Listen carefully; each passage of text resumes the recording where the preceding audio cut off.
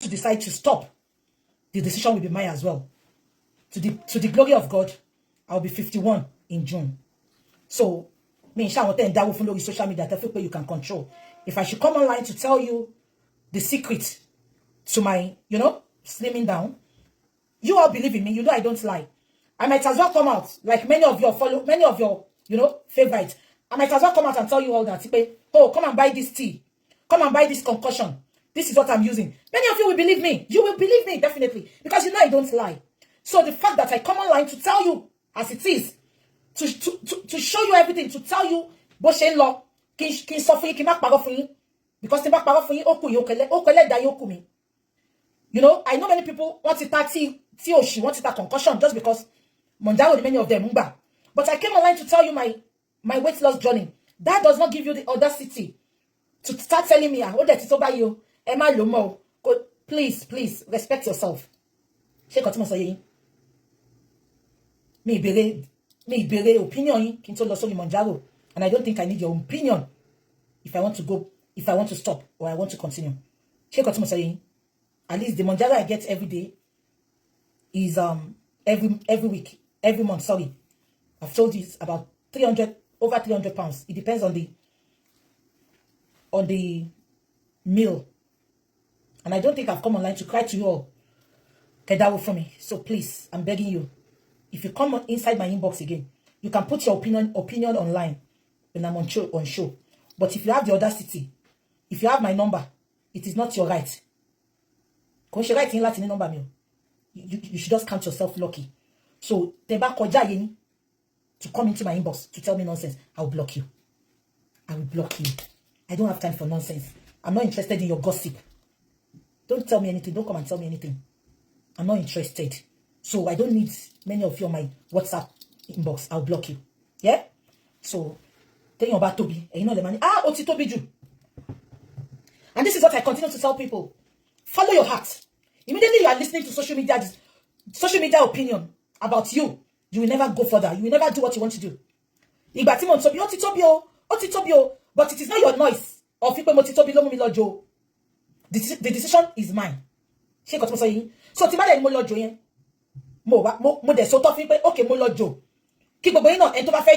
don't have to go under the knife to look slim and beautiful. Monjaro one be. Mo de expose them, mo suffering. Many people do are suffering now. Mo fi bobo journey yen wonyi. So what audacity have you got to come into my inbox? O de tito. Ori yi buru. Ori yi buru. Mo ti ni mi di gbe violence wole leni. Ṣùgbọ́n violence ma fi wọlé. Ori yi buru.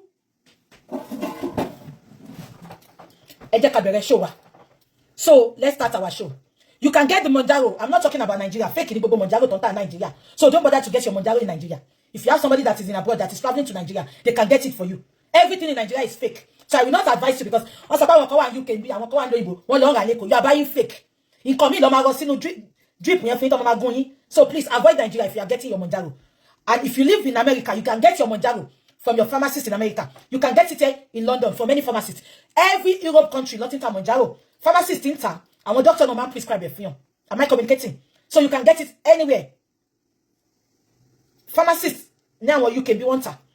So you can get it from any pharmacist in the UK, any pharmacist in America. But Nigeria, I'm not vouching for you. Fake long time. Everything about Nigeria is fake from the pit of. Yeah, or we go Monjaro is the best.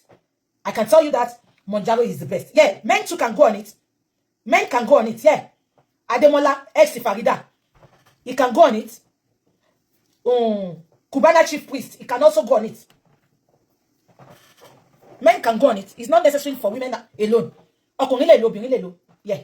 So that is that. So just Google Monjaro. You will see everything. You will see so you can just go on it. Yeah. And let me tell you something about the good thing about going slim. Before Keto slim down, I was on size 18, UK 18. I was on UK 18. I was done with Timo next Timothy done with 16. Oh, that show me. So I am on 14 size UK 14. And this is my 6th month. So Shetiri, show me. But Mokon like it, don't lose Larabi. When I started with 18. But 18 lost 20. Motin lost 20. And let me tell you one thing that comes with all this slimming injection. high blood pressure no. Ó máa ń pa diabetes. So tẹ́ bá rí pé ẹ ń gba àwọn slimming injection yìí, a lot of things ló ń ṣe lára yín náà tẹ́ mọ̀. Me, I'm free from diabetes, I'm free from blood kí lẹ ń pè blood pressure. But mo kàn sọ fún ni pé àwọn benefits tó wà pẹ̀lú ẹ̀. Ṣé nǹkan tí mo sọ ti yé yín? Ó máa wọ́n fi ń cure diabetes nílùú yìí. Àwọn kan máa ń gbà free lọ́wọ́ NHS. Ó máa ń cure blood pressure. So in the presence pé ẹ ń lo Monjaro, ẹ fi ń pa nǹkan kan, ó ń pa a lot of things lára yín náà. Now people are asking pé Ozempic, yeah. Just use what is good for you. Ozempic, all those things, Monjaro, they are all in the same category. But in tó dàbí pé Ozempic and all those things, what is ṣe Monjaro the latest. And according to my pharmacist, he said, and I quote, only Monjaro máa ń ṣiṣẹ́ quicker and better. Only gbogbo àwọn Wegovy yẹn because Monjaro ló ṣẹ̀ṣẹ̀ jẹ́ latest. Gbogbo wọn náà iṣẹ́ tó ń ṣiṣẹ́ fún nìyẹn. But just because Monjaro the latest, ó ń ṣiṣẹ́ better than all of them. Monjaro, Mounjaro. If you don't know the name, just Google injection, slimming injection. So it will bring everything, all the injection. But Mounjaro le min lo. I would have shown you now. But it's only TikTok. Come on, let me page you ale. Oh, want to feed me. I'm now on 12.5. The last one I showed you the last time was 12.5. But because my pharmacist said, ipe kima losi 15. Ipe 15 yematik boju for me. Ipe kin you lori 12.5. 15 milligram is the highest. Yeah, somebody said, how much does it cost? When you start with Mounjaro is the most expensive. Wegovy, all those ones, they are cheaper than Mounjaro. Now, when you start with Mounjaro, you start with 2.5. 2.5, yeah? So without 2.5, I think is about 200 and something. I can't remember now. So, to buy 2.5, you go to 5 mil. If you think the 5 mil is not working for you, like when I started with 2.5, after 4 weeks, I was still craving to eat at night. So I went into 5 mil, yeah? So to use everything, I'm talking about Mounjaro now, yeah? I'm not talking about the other ones, but Mounjaro lo want you, yeah? So when I started on Mounjaro, 2.5 is about less than 300, yeah? Now, then, more about 5 mil. So to buy 2.5 to start with, if it's not working for you, you go on 5 mil. To buy 5 mil, to buy feel pushing crave for what to lost 7.5. To buy feel 7.5, you share fine. What lost 10 mil. So buy feel you just go on Google. Every pharmacist in Nigeria they sell it. Yes. Just Google injection toffee slim. You will see it there. Asda, Medicare Munta, Lois Pharmacy Inter, Sainsbury Pharmacy Inter, Tesco Pharmacy, all pharmacies. Oh, no, the most UK, not the most anything. One time UK, yes. Check out most. So the highest dose, don't say, is 15 mil. So it starts from 200 and something to highest dose is about 300 and something. Yeah. What you call Lori means last is 330, which is 12.5. Is 330. And it is no, I'm on 12.5. 15 mil, no king but pharmacist is okay. Okay, let me tell you. Mounjaro journey me. I was 96 kilogram in weight. And this is my 6th month. Timo bere Mounjaro journey me. Moti wa lori. Moti wa ni 74 sin. So moti lose 25 kilo within 6 months. No, it's not 169. Now, let me tell you, you said it's 169. Ma worry. I will tell you everything about it. Now, the highest dose is 50 mil. Yeah? I can Google it for you. So, Sherry go share fast go. Now, I can Google can say for you. Ma Google it, ma say for you, ma worry. Now, 15 mil the highest. People are asking me, how does it work? This is your appetite. Yeah? Milligram, thank you. Milligram, thank you. Let's assume this is your appetite. Yeah? Mounjaro will kill 3/4 of your appetite. So, this is how your appetite is. When you start getting Mounjaro, when you start getting Mounjaro, yeah? Mounjaro will kill up to here. Mounjaro makpa appetite to debi. So, láti bi by. Mounjaro makpa gbogbo appetite yen. O ni le jẹun. So, ìbá kékeré ló ń jẹ tó máa jẹ. And sometimes, o lè má jẹun yẹn. Irú àtàrọ̀ nsìn mo jẹun. Tó bá wá gbé oúnjẹ yẹn kó fẹ́ force ara o fẹ́ jẹ, o máa bì ní because ó níwọ̀n bá tí ikùn ẹ̀ lè gbà. Ṣé nǹkan tí mo sọ yìí? So tó bá ti ń jẹun yẹn lọ, o lè over jẹun, kò sí ní. Tó bá ń jẹ tó fẹ́ over jẹ pé bí ń pa igan. Ó ti kúnnú ẹ̀. Ṣó ti yìí, ó máa suppress appetite yẹn. Ó máa suppress ẹ̀. Kò sí bó ṣe kò lè fún ẹ lọ́sà, because while you are eating it, irú pharmacist tó bá ń jẹ wàá máa lo multivitamins, wọ́n á sọ àwọn oògùn tó lè máa lò, kò yẹ yín, tó máa fi replace a lot of water, a lot of foods, you know. There is no side effects, and this is what I keep telling people.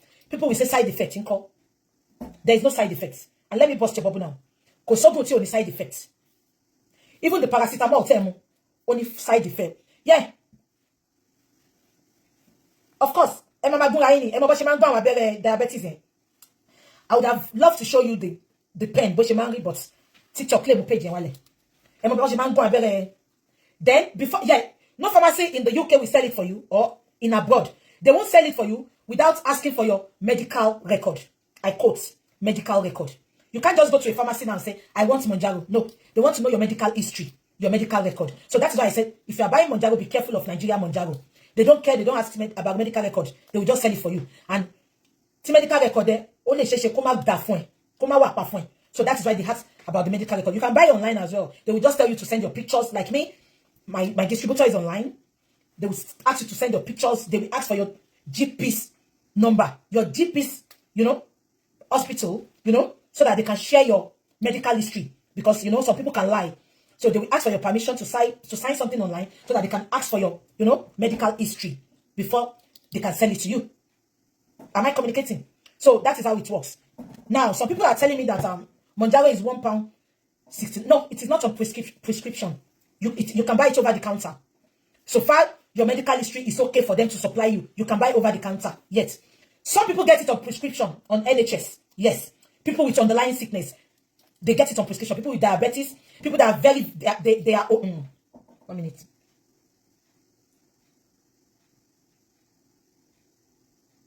Yeah. Yeah. Do you understand? So, it is not, they can give you on prescription with NHS. Yeah? But they don't give many people on prescription on NHS because before NHS can give it to you, you must be very, very big. Obesity. Totally affect the health. That is when they can give you on prescription with the NHS. And it's free. To buy anyway. Am I communicating? But you want to confuse, I'm too big. Go first slim down. You have to go on the counter to get it. It is not necessary. You can buy it over the counter. But the good thing is, before they sell it to you over the counter, they will check everything about you, your medical history, ask you questions and everything. Yeah. So it is not on prescription. You can always get it over the counter. Yes. Now, I will give you the prices now. Price. I'm talking about Mounjaro. Yeah.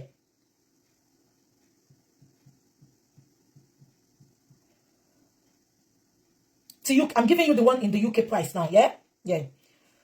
Many people will tell you that Mounjaro is from 148, 169. Let me tell you how it works. Because we have a lot of people that, you know, a lot of pharmacies sell it now. So just to bring you to them, they will some will tell you your first prescription, which is 2.5, they will give you £100 discount. Some will tell you your first prescription, they will give you £60 discount. So if you are seeing that on the internet, they just want to use it to draw you nearer to them. They want you to come to them. Your next dose is not going to be like that. I'm telling you for free now. Because when I started buying, but because many people are, you know, many pharmacists are selling it now. They want to use it to entice you, to bring you to them. Sure, you understand? So they will tell you, like, Asda, okay, Mounjaro weight loss injection from £148. Yeah? So that is the 2.5. Buffalo, our prices, yeah. My prices, anything.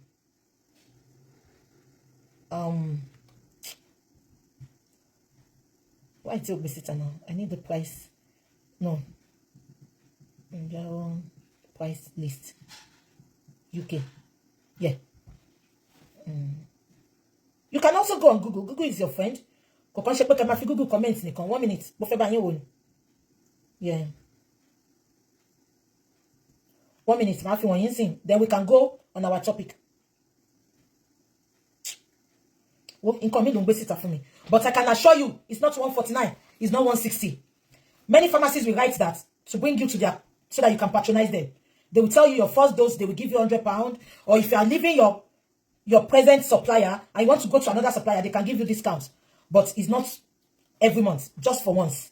And every other one, like the 12.5 I'm having now is 330, and it's just for 4 weeks dose. You cannot buy more than 4 weeks dose. So inside that pen, you have all your 4 weeks dose. And it is one, you know. So, be 12.5 and see. The 12.5 will be for 4 weeks. So 12.5 the first week, 12.5 second week, 12.5 third week, and the fourth week. And you will make sure you take it the same day every week. If you can't, there's no problem. But the same day every week, if possible. Yeah. So that is that. If you have any question about it, you can Google. And if you don't want to go on Google, you can feel free to send me an inbox on my WhatsApp, on my Instagram. Then I'll be happy to explain to you. And concerning people asking me, I don't know. Somebody said how much in Nigeria. Don't buy from Nigeria. Nigeria is fake. Don't buy from Nigeria is fake. So I'm not talking about Nigeria. I'm talking about the UK. They sell it in Turkey. They sell it everywhere. Diaspora. If you travel out of Nigeria, you can get yours there. But I'm not talking for Nigeria. Yeah. So what else are we talking about now? Yeah. Yeah, it is 1 dose a week. Yeah. Yeah, it is 1 dose a week. Yeah, that's it. Yeah. Welcome aboard. I want to welcome everyone. I want to welcome everyone on board. I don't have a topic. We just talk generally. Yeah. So let's start our first topic for today is about Ajara. And I'll be using allegedly. But what I'm going to be telling you this afternoon, please, I want you to take note of it. 4 weeks ago, am I communicating? Sorry. On va talk about Fajara. And other people show me. Mo show. Money come dawo fun. Money come dawo fun, but come that account elomi. Yeah? Mo deni number 2. Káwọn money theater. Iwo begi yen. Olórí burúkú ni. So so kon tọrọ mi báyìí. Mo ti block ye. Mo ju ke ma tọrọ lẹ́yìn olórí burúkú. Ẹ̀yin de le root fún Tinubu. Ní kure gbogbo yin. Mo yin bo lórí ẹ̀yin. Ẹ̀yin te root fún Tinubu yen náà. Mo yin bo lórí yin. Now, I want to say Aunty Ajara ti kú. I'm going to be telling you this for free this afternoon. Yeah? Shetiri, mo ma sọ kíní kan fún ẹ̀yin tẹ́ ń wò mí. Ó dákẹ́ ní mind of your own. Ṣé ń gbọ́ mi? According to story tá ń gbọ́ tó tẹ̀ wá lọ́wọ́. Ẹ má kọ̀kọ́ tẹ́ bá ń gbọ́ mi. Ṣé ń gbọ́ mi? According to story tá gbọ́ tó tẹ̀ wá lọ́wọ́. Ẹ bá mi kọ́kọ́ confirm mo fẹ́ bi question kan. Gbogbo bó ṣe ń tọrọ owó f'Ajara tó bó ṣe ń béèrè nǹkan lọ́wọ́ Ajara. Ṣé rí tí ọkọ Ajara jáde? Ẹ bá mi dáhùn question yẹn kí n tó bọ́ sí next one tí mo fẹ́ sọ. Ṣé rí kí wọ́n gbé ọkọ Ajara jáde? Ẹ sọ fún mi. No. Ṣé gbogbo yín rí pé ọmọ ẹnìkan jáde pé ọkọ Ajara ni? Ṣé bẹ pé irú èyí tó fi jẹ́ pé àwọn celebrity ló ń tọrọ owó f'Ajara yẹn. Èmi ẹ̀ fẹ́ kó jẹ́ pọ́kọ ìlú máa jáde pé ẹ jọ̀ọ́ ẹ ṣàánú mi o. Ẹ bá mi kọ̀ọ̀kan tí ìbá rí yín pé ẹ dá mi lóhùn mo ní go further please. Just tell me yes or no. Ṣé ti rí ọkọ Ajara láti bàtọ́ sọ Ajara ti kú? Ọkọ Ajara. I am going to be busting your bubble this afternoon. Wọ́n ní èèyàn kan ló advice Ajara kó bímọ. Unfortunately, ẹ̀yin Nàìjíríà máa gbọ́ mi lọ́sàn-án. Ṣé rí ẹ tó bá ní irú condition Ajara yẹn, tó bá jẹ́ irú bí ló wà, wọ́n ti sọ fún pé kò lè bímọ. Paraventure tó bá wá bímọ, tó bá wá lóyún mistakenly. Ó pẹ́ jù 24 months. Wọ́n máa wá bọ́ ṣe máa gbé àwọn ọmọ yẹn jáde. Tó máa gbé wọn sínú incubator. Tó máa ṣe.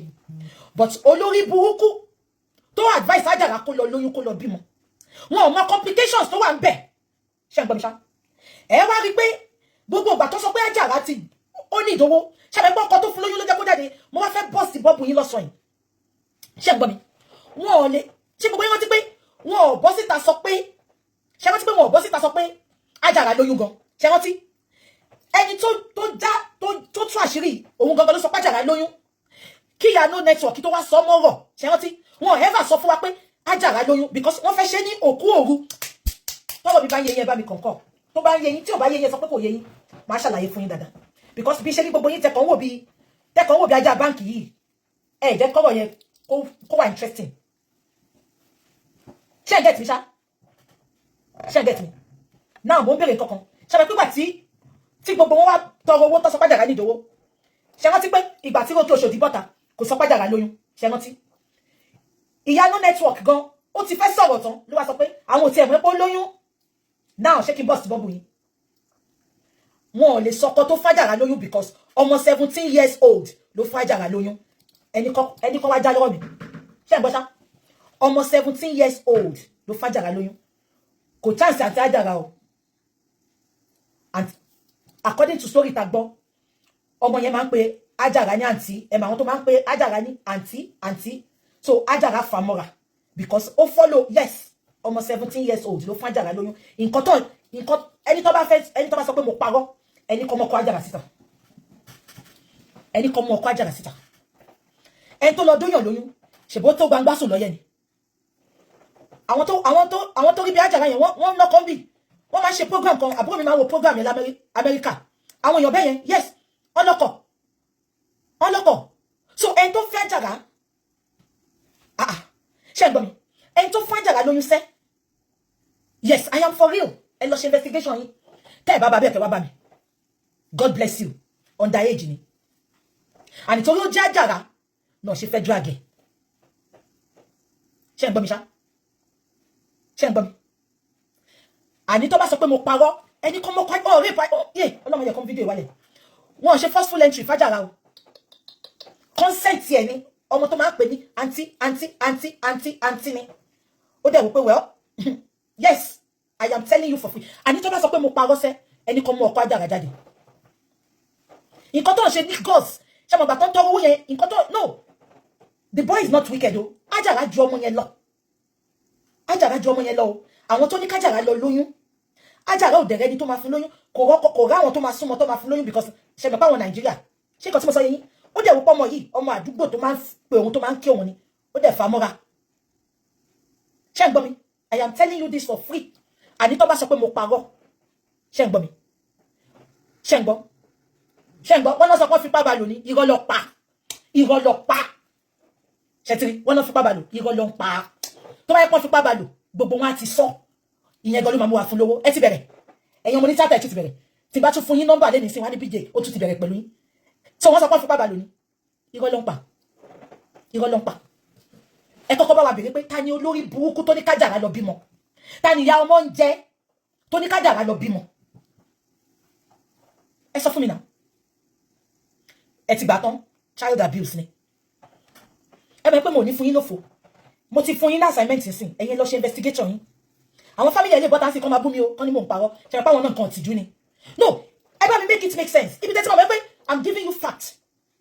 Ẹni tó fún Àjàrà lóyún, ó gbọ́dọ̀ wà confident pé ìyàwó mi ni o, ẹ ṣàánú ìyàwó mi o, ẹ jọ̀ọ́ ẹ ṣàánú ìyàwó mi o, ẹ jọ̀ọ́ o. Òun gangan la expect kó bọ́ta kó wá sọ fún wa náà. Wọ́n cover it, God bless you. They will cover the person because young person, young people.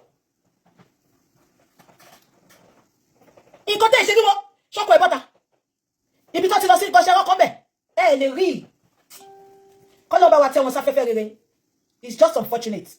Ó máa ṣe sọ fún yín pé àwọn kan máa wá fún yín ní advice lórí social media. Don't follow them. Olórí burúkú ni wọ́n o. Ọ̀tọ̀ nìkan tó máa ṣe lẹ́yìn o. Ọ̀tọ̀ nìkan tó máa wá sọ fún yín. Bóyá k'Àjàrà ò follow advice wọ́n sì ni. Kò ní sọ pé òun fẹ́ lóyún. Ó tún wá lóyún yẹn tán, oyún ìbejì lóní. Àbí kò yé yín? Oyún yẹn ti affect liver. Ẹni tó oh, fóònù mi yóò lè pè ní. Mo bá pe àǹtí mi tó jẹ́ doctor kí ni kó explain the situation Àjàrà fún wa. Àbẹ́ gbọ́ mi. Kó bá mi analyze ẹ̀. Because ẹni tó bá mi lè fi fóònù pè ní màá ẹ jẹ́ wò. Ó lè affect Instagram tí n bá lò. Fóònù yóò ní SIM card. Àbẹ́ gbọ́ mi. Ṣé nǹkan tí mo sọ yé yín? She went through so much. Exactly. Àlẹ́ mi ti fún yín last assignment sin. Ṣé ń gbọ́? Tó bá sọ pé mo parọ́, ẹni kọ́ mọ́kọ ẹ̀ jáde fún wa. Ẹni kọ́ lè mú jáde náà.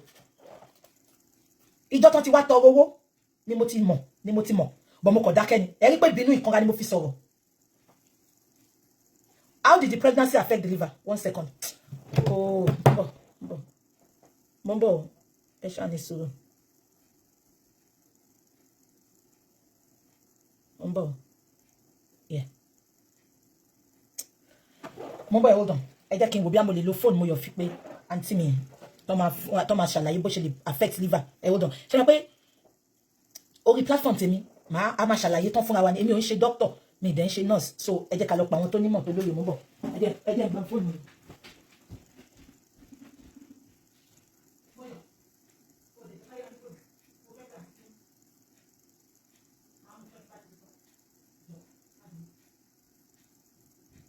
Thank you.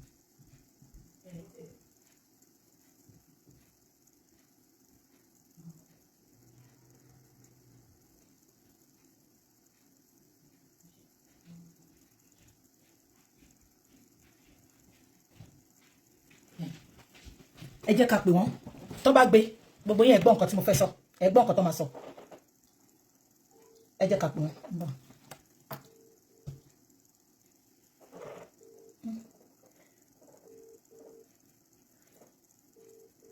Kí ló tó ṣe kí ni?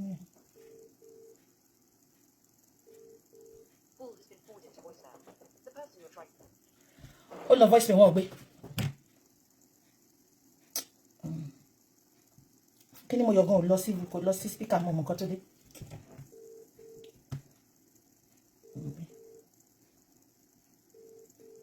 Wọ́n gbé iṣẹ́ ń gbọ́.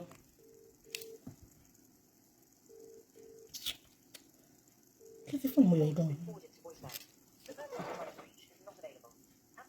Wọ́n gbé. Mo fẹ́ kàn explain better nǹkan tó yún yẹn fi máa. No, she knew I don't know about that. If she knew she was pregnant or not. I'm not going to say what I don't know. But definitely, ẹni tó fún lóyún mo ti sọ yẹn. Ṣé ń gbọ́ mi? Tán bá sọ pé mo parọ́ fẹ́. Ẹni kan mọ ẹni tó fún lóyún jáde. Ìjọ́ tó ti wá tọrọ owó fún ni mo ti ṣe investigation lèmi ti gbọ́. Ẹ̀ẹ́dẹ̀rẹ́ ẹnìkan mo ti gbàgbé orúkọ ẹni yẹn. Truth kinní kan ó dàbí láyọ̀ gbé ẹni yẹn. Ṣó yé yín? Truth kinní kan lẹ́ni yẹn jẹ́. Mo ti gbàgbé ẹ̀. Gbogbo authentic nípa nǹkan tó ṣe Àjàrà lẹ́ni yẹn ń gbé. Ẹni yẹn mọ̀ nípa nǹkan tó ṣe gan ni. Yeah. Ẹ rí pé ìgbà tí Toríọlá gan bọ́ síta ṣe gbọ́ ìgbà tí Wùnmí Toríọlá gan bọ́ síta kò ever sọ nǹkan tó ṣẹlẹ̀ ṣe rántí ọkọ̀ lára wọn wá lọ ń ṣò wá ní pé ó ń gba oxygen wọn ò ní lè sọ because wọ́n mọ̀ pé nǹkan tìjú ni wọn ṣe forceful entry for consent àwọn méjèèjì yeah so ẹ máa wò tí Ọlọ́run á bá wa tẹ̀sí afẹ́fẹ́ rere mo kàn fẹ́ jẹ́ káńtì mi tí mò ń pè tán jẹ́ doctor yẹn mo fẹ́ yẹ kó pè wọlé ni in case àwọn tó bá tún ní stature Àjàrà yẹn tí wọn ò dẹ̀ gbé ní Nàìjíríà sorry tó ń gbé ní Nàìjíríà kọ́ mọ̀ pé a lot of risk ó wà nù káwọn èèyàn bẹ́ẹ̀ yẹn kọ́ náà wọn lóyún wọn bímọ tó bá jẹ́ pé ìlú òyìnbó lẹ́wà ẹ lè ní kẹ́ bí ọmọ yẹn successfully ìmí kẹrẹ wọ́n máa sọ fún pé kò lè lóyún kó bímọ ṣé nǹkan tí mo sọ yé yín so nǹkan tí mo ṣe ń pè káàntì mi pé wọlé yẹn kí n tó ṣe show ìtàn tó ṣàlàyé ewu tó wà bẹ́ẹ̀ fáwọn tó wà Nàìjà tó ní irú stature Àjàrà yẹn pé kò possible you can because tó bá yẹ pé wọ́n ẹ̀ṣẹ̀lẹ̀ lóòótọ́ ṣó ti yé yín ṣé nǹkan tí àwọn ọmọ tún pè yẹn ṣẹ̀ríkà nílùú yìí ni wá ti yà ọmọ yẹn ó lè jẹ́ ní incubator lọ́ máa dàgbà sí ṣé nǹkan tí mo sọ yé yín so gbogbo ìtàn sọ fún pé wọn mọ̀ pé lóyún àbí nǹkan kan yẹn ẹ máa wò tí irọ́ ló ń pa gbogbo wọn mọ̀ ẹni tó fàjàrà lóyún but ìtìjú ò lè jẹ́ kán wá sọ no ẹ jẹ́ ká wo báyìí náà gbogbo wa la mú Àjàrà inú wa gan máa dùn ní pé ó lọ́kọ abẹ́mọ̀ because ọlá Ọlọ́run ní irú àwọn èèyàn bẹ́ẹ̀ máa fi lọ́kọ ní Nàìjíríà ṣé ń gbọ́ mi ó wá lọ́kọ nìyẹn ìdùnnú gbogbo wa gan ni láti support ọkọ yẹn ipe for you láti nífẹ̀ẹ́ girl yìí láti fẹ́ ìdùnnú wa nìyàwó ó wá tún fún lóyún àwọn yẹ̀yẹ́ bíìtì ló wá solicit fún tó wáyé pọ́kọ ẹ̀gbọ́n bọ́ síta mo ṣe pàwọn èèyàn máa dáwó fọkọ ẹ̀gbọ́n ju celebrity lọ abẹ́mọ̀ ẹjọ́ ẹgbà mí o èmi lọ́kọ Àjàrà o a lè sọ lóko padà gbogbo ara wọn máa gbé fúkẹ́ náà àbí kò yé yín ṣé kò tí mo sọ yé yín a lè sọ lóko padà bọ́ ṣẹ́rí kó yọjú bóun lòun fún lóyún ọkọ àtìyàwó ni wọ́n náà wáyé tí o lè bọ́ta sọ pé èmi ni mo fún lóyún o ìyàwó mi ni afẹ́fẹ́ ra ni ṣẹ́rí nǹkan tó ṣe dùn mí fáǹtì Àjàrà Ọlọ́run bá wa tẹ́ wọn sáfẹ́fẹ́ rere mo wo interview kan ẹni tó bá ní interview yẹn kó gbé sórí platform interview àǹtí Àjàrà ó ti ṣe interview yẹn ti pẹ́ ó lóun ti kọ́kọ́ lóyún rí tẹ́ bá rántí ó lóun ti lóyún rí ó lóyún yẹn bàjẹ́ bí ìmẹ́ tó ṣe interview yẹn fún iṣẹ́ wo interview yẹn gbà yẹn ta ló ń force ẹ̀ kó lọ lóyún kó lọ bímọ so definitely she was desperate láti bímọ yẹn ṣe ẹ wo podcast yẹn jọ náà tẹ́ bá rí podcast yẹn kẹ́ sọ fún mi exactly àwọn tó bá rí bí Àjàrà yẹn naturally pelvic one is very very narrow womb wọn nǹkan tí womb wa ta pé ta lè gbé womb wọn ò lè gbé ṣé nǹkan tí mo sọ yé yín exactly their body can ẹni tó pé gan ipò ẹ̀ ò tí ì lè gbé ẹrù ṣé nǹkan tí mo sọ yé yín ẹ má yẹ ká pẹ́ lórí yẹn Ọlọ́run á bá wa tẹ́ wọn sáfẹ́fẹ́ rere mo kàn fẹ́ jẹ́ kí Wasila Coded TV show God bless you ẹ lọ wo TV show Wasila Coded yẹn ó sọ bẹ́ẹ̀ jọ́nà ó ní ṣó bímọ rí ó lóun lóyún ṣùgbọ́n oyún yẹn bàjẹ́ so wọn fipá bá lò pọ̀ o forceful entry kọ́ consented entry ni báwo lè ṣe máa wá tọrọ owó fẹ́yàn tẹkàn máa sọ pé tẹ wá ṣòwò àbí tó ti ń gba oxygen ó ní ìdẹ́ òpó wa o ṣàìsàn tó ń ṣe náà no wọn fipá bá lò ọmọ 17 ló fún lóyún kò fipá bá lò òun ló fa ọmọ yẹn mọ́ra ọmọ yẹn kọ́ ló fipá bá lò ọmọ yẹn ò fipá bá lò ọmọ tó máa pè láǹtì ládùúgbò ni so ẹyẹ sọ pọ́n fipá bá lò mo fẹ́ máa rí nǹkan bẹ́ẹ̀ ẹ má manipulate nǹkan tí mò ń sọ mí báyìí àwọn ọmọ àdúgbò tó máa ní àǹtí mi ẹ̀ka sọ́mà ẹ̀ka alẹ́mà ẹ̀ka àrọ́mà ọ̀n fipá bá lò consented ni ó consent sí ni so ó ti ń wá ọmọ yẹn ti pẹ́ ṣé nǹkan tí mo sọ yé yín exactly tó bá jẹ́ ìlú òyìnbó ni tọ́jà rí pé Àjàrà ó wà risky fún láti bímọ ọ̀ ní jẹ́ kó ní ṣe kóṣù wọ́n máa fún lábẹ́rẹ́ kò ní máa ṣe kóṣù mọ́ so tó bá fẹ́ dó kókó dó dáadáa but kò ní bímọ kò ní ẹ̀gẹ́ ò ní ṣiṣẹ́ èèyàn kan sọ pé àǹtí Rámọ́tà must be protected orí àǹtí yẹn pé o ẹ gbàgbé ẹ orí àǹtí Rámọ́tà pé gan orí àǹtí Rámọ́tà pé ṣe àǹtí Rámọ́tà tọkùnrin bá fọwọ́ kàn gan ó máa ń gbá wọn lọ́wọ́ dànù ni àǹtí mi ti gbé fóònù ṣáwọn ni àwọn kan ìkọ̀kan ló ń play bíbá wọn ti gbé èèyàn kan sọ pé àǹtí Rámọ́tà must be protected ṣé yẹn rí Rámọ́tà ní rí ẹni tẹ́yàn kan lè chance tó bá interview Rámọ́tà lásán bọ̀ ẹ̀rin tó ṣe máa ń gbá wọn lọ́wọ́ ni tó máa lé wọn dànù tó máa ń kanra Rámọ́tà mọ bó ṣe ń lọ náà and mo dẹ̀ sọ fún yín Rámọ́tà cannot be protected because wọn fipá bá Àjàrà lò pọ̀ ó consent ni so ẹ jẹ́ ká máa là tá bá ń sọ yeah anyway that is not the bone of contention kí la tún fẹ́ sọ kí ló ń ṣẹlẹ̀ lórí ìkànnì ẹ jẹ́ ká sọ̀rọ̀ àwọn yẹ̀yẹ́ beauty yeah ẹ jẹ́ kí n lọ sórí kinní yeah ẹ̀yin Naija mo fẹ́ bá sọ̀rọ̀ sí i o ẹ̀yin Naija ni mo fẹ́ bá sọ̀rọ̀ ẹ jọ̀ọ́ bá mi súnmọ́ bí báyìí ẹ jọ̀ọ́ má bínú ẹ súnmọ́ bí fún mi ẹ jọ̀ọ́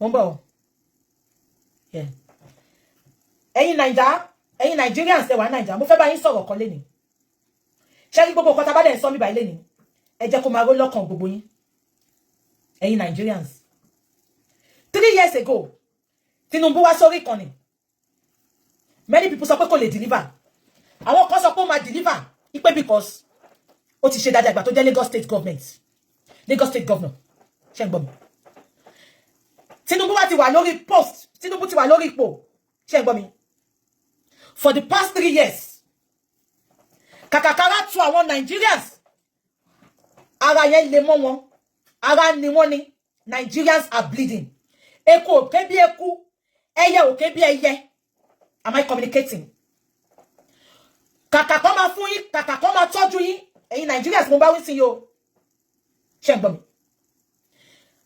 ó kù by next year Tinubu tún máa gbégbá ìbò ipò òun fẹ́ dìbò ṣé ń gbọ́ mi ṣé rí àwọn nǹkan kan máa ń dùn mí gan ṣé mọ̀ nǹkan tó ṣe máa ń dùn mí àwa tá wà nílùú òyìnbó àwa tá wà ní diaspora generally we cry more than the bereaved ṣé ń gbọ́ mi ìyà tó ń jẹ ní Nàìjíríà kò kàn wá we are very very okay in the diaspora ṣé ń gbọ́ gbogbo tó bá sọ pé tó ṣe pé tó wà UK lè wà okay yẹn ẹ gbàgbé ṣé rí ẹ tó wà ní UK kó máa tọwọ́ jẹ́ 2K àjẹṣẹ́kù lẹ́ tó wà ní UK ò ní ó dẹ̀ yìí máa ní tó bá tó time ṣùgbọ́n kẹ́rin tó máa tọwọ́ oúnjẹ kó máa ṣàlẹ̀ jẹ́ ẹ lè rí so tá bá ń sọ̀rọ̀ tá à ń jà fún yín á jà fúnra wa o àlẹ́yìn tẹ wà ní Nàìjíríà sẹ́ àwa tá wà ní ok àǹtí mi ti gbé fóònù ẹ láǹtí mi mo wà mà ṣé ẹ lè fún 1 few minutes láti sọ̀rọ̀ mà. Okay, yeah, mo online mo ṣe, but it's okay, 5 minutes. Ẹ jọ mà yeah Àjàrà mi mọ̀ bí ẹ mọ̀ Àjàrà mi mọ̀ bí ẹ mọ̀ ẹ jẹ́ kí n júwe fún yín. Oh, okay, yeah, mo rí lórí social media tán ní yóò dà pọ̀ àbí. Okay. That's short àbí draft leading. Yes ma. Now, orí life mo wá ń sìn ma, mo kàn fẹ́ kẹjọ kẹ educate wa díẹ̀ ni. Wọ́n sọ pé ó bímọ twins, oyún twins ló wà mẹ́ma. Àwọn kan wá sọ pé báwo lóyún ṣe máa affect ẹ̀ tó máa fi kú. Mo dẹ̀ ní as a doctor sister, àǹtí mi ẹ̀jọ̀ bá wa gbẹnu sí mic, kẹ bá mi ṣàlàyé fún nǹkan tó lè. So oyún tó ní yẹn was twins. Bẹ́ẹ̀ ni ma. Wow. Anyway, with that lady, I don't know her, so I'm not being judgmental. I'm just talking from medical aspect. So meaning it's not personal, I don't know her, but okay. So with dual pregnancy, the first thing is dual pregnancy is high-risk pregnancy. That's what it classifies as. And there are so many complications. Talk about from day one, they would have been monitoring her. Even she would have probably gone through consultation for so many tests before they can then advise whether she's actually safe to be pregnant, whether she will be able to carry the pregnancy. She would have gone through some kind of at least examination, ask the doctor, once he will say this, once he will so many things. Then they will then advise whether it's safe for her. But looking at it that, okay, then she's already pregnant. So like I said, here it will be classified as a very high-risk pregnancy. From day one, she would have been monitored, they would have looked at the size of the baby. And the reason is, they really will size she gets. They can imagine size that you're pelvis maybe she gets for that size, pelvis will be very, very narrow, very small. So which will make a vaginal delivery very much more impossible. So number one, she would have probably been put down for cesarean section. That's number one. Looking at the structure, she looking at her size is very narrow. So automatically, cesarean section is inevitable. So meaning what? Any try to carry you to that time. See breathing, respiration. So the more to you area imagine twins. Imagine size normally the bigger the pregnancy, the more you go. Like maybe like from 20 weeks, some people from 25 weeks, size of forehead, so be able to take a lot of space within that area. Then it will be pressing on the lungs. She will become very, very breathless. I'm affect respiration there. Meaning her respiratory will be compromised. Because size of your phone right. So will have taken so much space within the area of the lungs, and the pressure will be affecting the lungs, which will then make her more breathless. So this is why I'm saying that the pregnancy itself is very, very high risk. I don't know what they said happened, but I've not read the story, but I just thought on your own, don't but what could be on your twins in Luni? I don't know how that happened. I don't know who advised her. I don't know whether she was seen by the doctor. I don't know whether she went through I don't know. Auntie, what's up 18 weeks in pregnancy? 18 weeks, you can then imagine. So naturally, 18 weeks, you can imagine if then she became very ill at 18 weeks. You can imagine 18 weeks. So she wouldn't have been able to carry that child, those children, to full term. Normally, she wouldn't, because the more the baby is growing, you can imagine what lungs one day, pelvic or she has very limited space. So she has very narrow pelvis, she has very limited space within herself for the pregnancy, for the baby to start growing. So the uterus itself, it's very restricted. The lungs will be restricted. So it's so many complications. It will affect her uterus. It will affect her lungs. It will affect her pelvic. So I don't understand. The spinal cord, but the spinal cord itself, can that spinal cord, can the weight of the baby actually, can the spinal cord carry that weight of the baby? Because it's going to be very narrow. So our structure, our physiological structure itself, it's not safe. I know that Nina is but I don't know how they do it. I don't know how. But I'm talking from here. What would have happened before she got pregnant? And during pregnancy, what they would have done? She can probably develop high blood pressure. So many things. Probably develop gestational diabetes as well. Because there's so many things that is against a structure, a physics. Then to why I was naturally underlying medical problem. But having twin pregnancy, I don't know. I don't know. I don't know who or how that happened. Who would have advised that? I don't know whether she just wanted to have a child, which is I feel for her, which is okay. Every woman wants to have a child. You know what I'm saying? But I think maybe she should have been advised. Maybe she should have gone through medical, examination or advice before, going into it. So that's what I would say. It's just a physical complication, honestly. I should say for Papa. Because someone need space too. Check it. There will be no enough space for that child to actually grow. Someone need physical defect. There's so many things that could have happened. So a lot of things can happen with such pregnancy. Here is classified as very high risk. Very, very high risk. Honestly. So normally what they would have done, she would have already seen the doctor, they would have probably counseled her, they would have probably given her all the risk factors that it will affect your breathing, your respiration, your uterus, your pelvic, your back. So many things will be affected. Are you actually ready for this? And if she then says she wants to go ahead, from day one, to monitor it. If they now realize that, okay, the risk is too much, then they would probably advise her to terminate the pregnancy. Seriously. They wouldn't have allowed her to get to the point where she then ended up with respiration problem and all that, and then ended up on oxygen, ended up in hospital, and that's what I've been seeing, that they said she was on oxygen and all that. But I don't think there is enough information out there to explain what actually happened to her, so we cannot. Because some are paranoid and see, on suppose kidney problem. But will she might get the evidence now, so they can come online to lie. Kidney problem. Liver problem, but that was what they told us. If she has that, as maybe she has that as an underlying medical problem, let's say exacerbated that. I'm telling you the truth. So my people have a liver problem here. I don't know what kind of liver problem, maybe liver cirrhosis or I don't know what liver problem she has. So I call me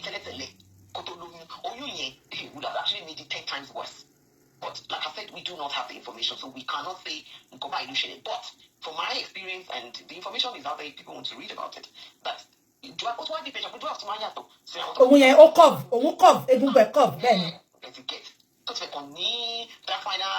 say problem as in the shape, the structure. No. I don't know who advised that. I want to advise saying, oh shit, honestly. Oh no, go for okay. Okay, ma. If there's anything in the flash me, but I'm working on my channel. Okay, bye. Ṣé nǹkan tí mo sọ ti yé yín bẹ́yẹn? So, nǹkan tí mo sọ nìyẹn pé people are saying pé báwo ló ṣe affect liver. Ṣé bí liver ló wá sọ fẹ́yìn? Ṣé rí ni? Ṣáwọn tí ò lè sọ, tí wọ́n lè fi ọ̀pá àjàrà wọn wà. Irọ́ wo ló lè pa? Àwọn tí ò lè sọ pé ẹni tó lóyún fún ni. Wọn wà proud láti fi ọ̀pá àjàrà wọn wà. Ṣá fẹ́ pa ni. A máa kan sára sí ni. A máa support ẹ̀ financially pàápàá ni pé tó fi lè wo pé òun fẹ́ fi àjàrà. Àbẹ́ ẹ̀gbọ́n ṣá. Wọ́n wá ń fọkàn pamọ́. Jẹ́wọ́ fún wa pé lóyún. Ẹ ti gbàgbé ni. Ìyanu network ló kọ́kọ́ jábọ̀. Meanwhile, lady blogger tí mo sọ fún yẹn ti gbé yẹn títí even gan Àjàrà ti kú 2 days ago. Mo ti gbọ́ pé Àjàrà ti kú 2 days ago gan. Kó tó wá sọ fún yín lánàá pé ṣẹ̀ṣẹ̀ kú àbẹ́ni. But wọ́n wá sọ pé hospital wọ́n pretend pé ó yí mi so that kó lè máa gba owó tó ń gbà per day for oxygen yẹn. Ṣé nǹkan tí mo sọ yé yín? So please, Ọlọ́run bá wa tẹ sáfẹ́fẹ́ rere. Ẹ̀yin olórí burúkú 1 million advisor, 0 helper. Ẹ múra sí. Ìwọ tó advice ẹ kó lọ lóyún. Ó kó ẹ sí ó kọ lọ́hùn. Ẹ̀rí ọkọ á máa jẹ́ pé wọ́n ló pa. Torí tẹ bá advice ọmọ yẹn tó bá ti sọ pé òun fẹ́ bímọ. Tẹ́ ẹ̀ sọ fún pé kó ní sùúrù kó ṣe ni. Kò bá má tó yẹn. So ẹ jẹ́ ká bọ́ síbò mi jàre ká máa lọ sọ̀rọ̀ wa lọ. Now wọ́n máa sọ pé Tinubu tún fẹ́ wọlé. Ṣẹ́rí mo máa sọ kíní kan. Anybody ló wù láti vote for anybody. But ṣẹ́rí tẹ́ tó sọ pé káwọn èèyàn tó sọ pé àwọn máa bọ́ síta láti wá máa advice àwọn Nigerians ipe kó vote fẹ́ èèyàn kan ni kó ṣe fún. Ẹ kọ́kọ́ jẹ́ kí àwọn Nigerians kọ́ rí pé okay ìgbà máa yìí ó tù wá lára. Gbogbo 3 years tí Tinubu lò lórí oyè owó ló fi yá tán. Ṣé rí gbogbo èyí tí àwa ń sọ yìí kò ṣe pé torí àwa interested ní anything tó ṣẹlẹ̀ ní Nigeria. Ṣé ń gbọ́ mi? Ẹ máa gbọ́ o. But just because ìtorí ọjọ́ ọ̀la àwọn ọmọ yín tẹ́ bí síbẹ̀ tó ní opportunity láti travel. Ìtorí ọjọ́ ọ̀la ẹ̀yin tẹ́ rí 3 square meal jẹ. Ìtorí ẹ̀ làwa yìí la ṣe pariwo síta. Ọdún mẹ́ta tí Tinubu fi wà ńbẹ̀ kí ni Tinubu gbé ṣe? Ṣé fẹ́ gbọ́? Àná lánàá yìí èèyàn 160 ní àwọn bandits ló tún lọ pa ní Kwara. Èèyàn 160. Èní ní Benue wọ́n ti pa èèyàn 4. Ṣé Tinubu ò mọ ibi tí àwọn people yìí wà ni? Ṣé wọn ò mọ ibi tán wà ni? No, ẹ sọ fún mi. Ṣé bó ṣe máa pa àwọn èèyàn lọ ni? Ẹ bá mi mú nǹkan kan jáde. Tẹ́ bá fún mi náwọn nǹkan tí Tinubu ti ṣe sílùú tó fi jẹ́ pé káwọn èèyàn support ẹ̀. Ẹ sọ fún mi. Àwọn olórí burúkú kan wá jáde. Àbẹ́ gbọ́ mi. Just because ẹ̀yin wà comfortable. Just because wọ́n fún yín lówó láti lọ campaign fún wọn. Obi Kubana jáde. Ó lóun fẹ́ support. Wúlé Bantu. Àbẹ́ gbọ́ mi. Ṣé gbọ́ mi? Èyí tó máa tẹ̀lé Davido tó tóbi yẹn. Ìyẹn náà bọ́ta. Ó lóun support Tinubu. Mo ń bi yín lọ́sàn yìí ni. Kí ni Tinubu gbé ṣe fẹ́yìn mẹ̀kúnnù? Ẹ wo ọmọdé jògéjẹ ní Nàìjíríà àwọn musician yẹn. Kò sí hospital Nàìjíríà kankan tó ní venom injection. Wọn ò ní injection tó lè fúnyàn tí ejò bá géyàn jẹ. Ẹ wo gbogbo Ìlọrin kò dẹ̀ ń ṣe Ìlọrin nìkan. MRI machine, scanning machine kò sí ní gbogbo Ìlọrin. Kí ló ń fowó ṣe? Ẹ sọ fún mi kí ló ń fowó ṣe? Ìgbà ayé Buhari wọ́n mú máa nǹkan. Wọ́n sọ pé ó kó over $34 billion. Ó kó sínú ilé, ó tọ́jú ẹ̀ sínú ilé. EFCC arrest máa yẹn. Buhari sọ pé kó fi sílẹ̀ ipe owó òlu ni. Owó yẹn dé ní ẹ bá wa bèrè pé bolówó yẹn wà. The same man ni Tinubu fi jẹ́ ambassador of France to Nigeria. Nigeria, which way Nigeria? Wake up. Ṣẹ́rí tẹ́ ẹ bá dìde kẹjàjà ìfúnra ara yín. Ẹ kàn máa jí láàárọ̀ ọjọ́ kan ẹ máa gbọ́ pé wọ́n ti ta Nàìjíríà wọ́n ti gba change lórí yín. Ṣàbà pé gbogbo àwọn olórí burúkú yìí anti-venom injection God bless you sis. Ṣàbà pé gbogbo àwọn olórí burúkú politicians yìí wọ́n ti fún Nàìjíríà bẹ́ẹ̀. Ọmọ wọn ò kàwé ìlú. Ọmọ wọn ẹ máa gbọ́ àwọn dọ́tọ̀ gidi ò sí ìlú mọ́. Kò sí ìkọ̀kọ̀ tó ń go well for Nigeria. Ẹ̀yin olórí burúkú celebrity kan wá jáde Obi Kubana. I am disappointed in you. Kí ló tún wá? Àwa wí tán àwọn kan sọ pé ó protect protect oúnjẹ, ó protect oúnjẹ, ó dẹ̀ throw mẹ̀kúnnù under the bus. Obi Cubana. Ó wá lọ bá Obi Cubana. Wọ́n lọ bá chief priest. Ṣé fẹ́ gbọ́? Àwọn adìyẹ àdúgbò wọn gan, wọn ò lè deliver. Wọn ò lè deliver fún Tinubu. Please, don't put words in my mouth. I don't have any choice. I'm not voting. I'm campaigning now for Nigerians to vote wisely. I am not here to campaign for anybody. Please, don't put words in my mouth. I am saying all this for you to know. Kejoko keba mo ya yin sọ̀rọ̀. Àwọn ya yin tó ti dàgbà. Tó ma fi rice agolo méjì, tó ma fi ra vote wọn. Àmọ́ pé ba vote gan. Ó ma da wo bo yẹn ru ni. But ẹ jẹ́ kí posterity kó judge yín pé at least ẹ gba owó láti ta ìbò yín. Mo bi yín ni ṣé ẹ wo baby ṣe ń pa yín tó Nigeria. Ẹ wo baby ṣe ń pa yín tó Obi Cubana yín, mo bi yín ni. Àti chief priest, èyàn mélòó ló ti empower, tó bá fẹ́ ṣe, wọ́n máa ṣe pepper dem, wọ́n lọ sílùú wọn, wọ́n máa lọ show off. Our people here, they don't have your love at heart. Mo wá rí táwọn kan sọ pé, do you want to decide for them? Ṣé you never decide them to vote for ni? Ṣé ya wèrè ni? Ṣé orí burúkú báyìí ni? Ṣojú wọn fọ́ ni. Èmi sọ ṣé ẹ fún mi ní ìpẹ́ yọkọ tí Tinubu gbé ṣe ní Nàìjíríà tó tù yín lára tó tùbà tó tùṣẹ́ fún yín. Ẹ sọ fún mi now. Eku ò ké bí eku, ẹyẹ ò ké bí ẹyẹ. But just because wọ́n ti bribe ẹ̀yin kan wá ń bọ́ta ẹ sọ pé ń ṣe dáadáa. Ẹ wo lórí burúkú Makanaki kí ló ń jẹ́? Kí lórí burúkú Makanaki yẹn ń jẹ́? Makanaki àti Saheed Balogun. Kí Makanaki kí ló ń kọ́ bọ̀bọ̀ Makanaki yẹn? Kí Makanaki máa sọ pé Tinubu ń tún Nàìjíríà ṣe. Olórí burúkú Makanaki Tinubu ń tún Nàìjíríà ṣe ló kó gbogbo family lọ sí Amẹ́ríkà. Ṣé ní bó ṣe fàyè gbogbo yín ta lúdò ní Nàìjíríà? Nínú Bọ́lálé níná lówó. Àbí ẹ̀gbọ́n mi. Bọ́lálé níná lówó bọ́ta pẹ̀lú full chest ẹ̀. Ó ní Tinubu ń tún Nàìjíríà ṣe. Ó ní Nàìjíríà dá. Ṣùgbọ́n gbogbo family lọ sí Amẹ́ríkà. Ṣé ní pé wọ́n ti ń tìka bọ̀ yín lójú? Wọ́n cheat yín, wọ́n dẹ̀ ń rọ̀ ọ̀bẹ̀ sí face ẹ̀yin Nigerians. Tó bá jẹ́ pé mi ní ni. Ṣé ní gbogbo àwọn olórí burúkú? Ṣé ní gbogbo àwọn olórí burúkú tí wọ́n bọ́ta tó ń vouch fún Tinubu yẹn? Ó jẹ́ kẹ́kọ́kọ́ lọ máa unfollow wọn tó bá lè unfollow wọn. Tẹ́jẹ̀ máa gbé wọn ṣépè. Tí wọ́n ní kẹ́ máa gbé ṣépè. Gbogbo bí tí mo ti ń rí tó ń gbé wọn sí, tó sọ pé ń sọ̀rọ̀, wọ́n support Tinubu. Èpè ni mo bá yín gbé wọn ṣẹ́. The fact pé mo ò sí Nàìjíríà. Ṣùgbọ́n ọ̀rọ̀ yìí Nàìjíríà sì máa ń dùn mí. Báwo ni ìlú ṣe máa wà? Ẹ wo January yìí, wọ́n sọ pé kẹ́ bẹ̀rẹ̀ sí máa san tax. Ìlú tí mo wà wọ́n san tax lóòótọ́, ó dẹ̀ ń work. Wọ́n ní kẹ́ máa san tax, bẹ́ẹ̀ bá dé hospital, wọ́n á ní kò sí iná, kò sómi, kò sí kíní kankan, kò sí doctor. Kí lẹ̀ san tax yẹn fún gangan? Títí ò dá. Kò sóúnjẹ. Every little social amenities of life, you cannot enjoy it as a Nigerian. Hey, enjoy it as a Nigerian. Àbí kò tí mo sọ yé yín. Hey, enjoy it. Ẹ wo Saheed Balogun náà. International airport, ṣe rí nǹkan tó ṣẹlẹ̀ lánàá. Ẹmọ tí baggage bá ti dé, ẹ ti mọ orí chain tí bag ma ti ń sọ̀kalẹ̀. Bó ṣe há nìyẹn. For hours làwọn èèyàn ṣe dúró sí airport nínú ooru burúkú yẹn. Conveyor, thank you. Conveyor. Kò ṣiṣẹ́. Hours. Conveying belt, God bless you. Mo dẹ̀ wá pé conveying belt yẹn, wọ́n á ti máa complain nípa ẹ̀. Èèyàn kan lè ti gbowó ẹ̀ kó ti ná. Ebi ń pa yín. Ọkàn yín ò balẹ̀. Kò sí àwọn ọmọdé ìwé ò lè lọ school wọn lè ṣe everything. Ìyà ń jẹ àwọn èèyàn back to back. Ẹ dẹ̀ wá sọ pé wọ́n ní ọba tó bá joyè tí ìlú ò bá tóògò orúkọ ẹ̀ máa bàjẹ́ ni.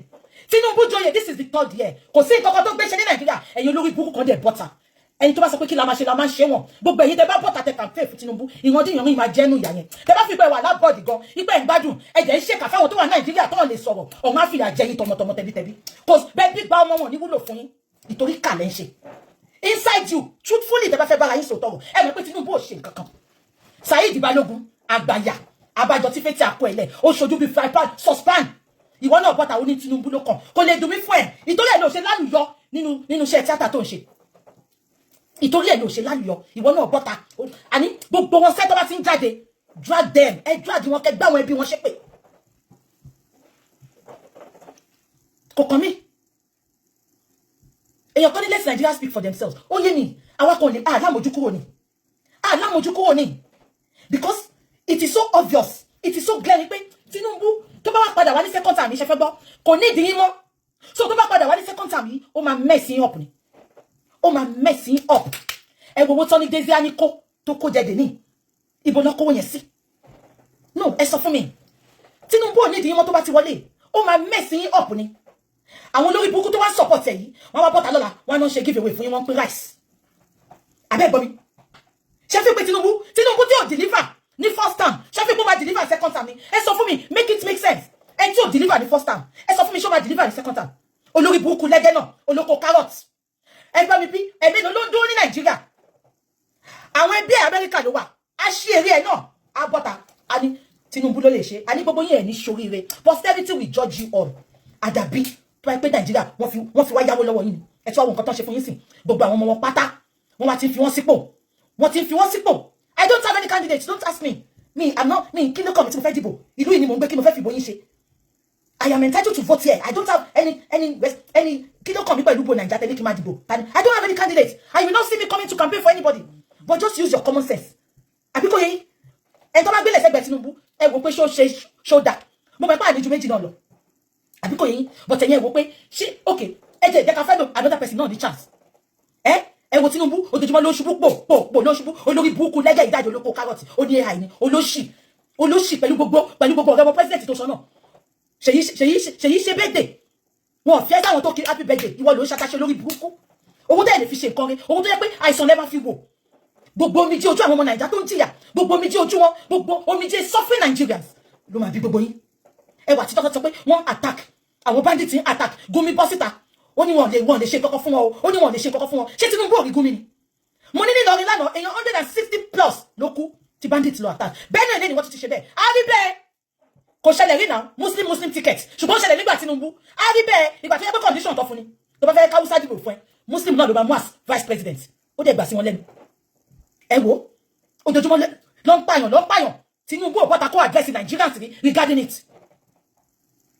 abẹ́ gbọmíṣá Trump bọ́ta ó lóun fẹ́ wá jà olórí burúkú yín ẹ sọ pé ó fẹ́ wá kó epo Nàìjíríà ni ẹjọ́ epo mélòó ló wà Nàìjíríà ìgbà tí òkò kí ló ṣẹlẹ̀ èyí táwọn tó àwọn politicians ti kókó ẹ wo gbogbo wọn recently ni gbogbo àwọn politicians lọ wá sí ìlú òyìnbó tí gbogbo àwọn ọmọ wọn graduate ẹ wo school kò sí school gidi àwọn ọmọ jókòó sí mo wò kan lórí Instagram jọkọ ilẹ̀ yẹn làwọn ọmọ jókòó sí tó ń kàwé ẹ sọ fún mi irú ìwé wo ló fẹ́ wọ ọmọ lórí ilẹ̀ ilẹ̀ kò sí chair kò sí table àwọn nǹkan kéékèèké tó kéré jù ẹ lè enjoy as Nigerians and you are campaigning for Tinubu to come back the second time dẹ̀ bẹ̀rù Ọlọ́run ṣé torí pé kò dọ́dọ̀ tí ìtorí pé àwọn tálíkà yìí ẹ kò wọ́n pé ìyá ti mọ́ wọn lára ẹ kò wí èlò lọ fẹ́ fún yín owó máa tàn èèyàn ló máa kù wọ́n tí ọjọ́ àti sùn ni wọ́n tí ni ẹ máa bímọ ẹ̀yin olórí burúkú tẹ̀ campaign fún Tinubu yìí mo ní ká má campaign fẹ́ tó bá wù yín but Tinubu tẹ̀ campaign fún yín kí ló gbé ṣe ní 3 years tó fi wà lórí òpó ó ti fi Nàìjíríà yáwó tán gbogbo mi tó bá lọ láyé ó lọ ń yáwó ni kí náà fowó náà ṣe ẹ sọ fún mi kí náà fi ṣe recently ni VDM gbé àṣírí Ondo State Ekiti governor jáde ẹ wo billions tó gbà fún budget ẹ wo nǹkan tó assign fún health center ní Nàìjíríà health center 68 million ó wá fi billions wọ́n fẹ́ máa fi ṣe honorario ó fẹ́ fi billions wọ́n fẹ́ fi ra furniture sí office gbogbo yín dẹ̀ jókòó ẹ dẹ̀ feel pé everything is okay everything is normal no make it make sense ẹ fi po normal ẹ fi po wa okay no ẹ sọ fún mi because let me tell you if Tinubu should get into that place the second time I can tell you for free ṣé dẹ̀ mọ̀ nǹkan tó máa ń dùn mí àwa táwa ń diaspora lè máa ń gbé gbogbo bùkátà yín wá bá àwa lè máa ní lára because àwa ò lámojú kúrò àwa lè máa tọrọ owó lọ́wọ́ ẹ gbogbo àwọn school yẹn bó ṣe rí àwọn ọmọ ò lè kàwé ní comfortable environment kò sí nǹkan tó ń gọ́ọ̀n nínú APC ti bà gbogbo ayé jẹ́ tán wọ́n ti bà Nàìjíríà jẹ́ tán ẹ̀yin olórí burúkú Peter Obi Cubana chief priest Saheed Balogun níná lówó ní kúre àtìlẹ́gẹ́ ní kúre ìrandé ìran mi tẹ́ bá fi bẹ̀rẹ̀ comfortable lẹ́nu fún gbogbo owó tẹ́ bá gbà lọ́wọ́ APC fi wá àìsàn ni àti gbogbo ẹ̀yin tẹ́ ìgbà gbowó lọ́wọ́ fi wá àìsàn ni because it's not about you it's not about your popularity it's about the poor people in Nigeria it's about the masses the suffering Nigerians the Nigerians that cannot afford 3 square meals the Nigerians that cannot go into the general hospital and they can be treated olórí burúkú Obi Cubana amupa bí ẹsẹ̀ òsì lónìí ni bó ní ìparí á lọ́pọ̀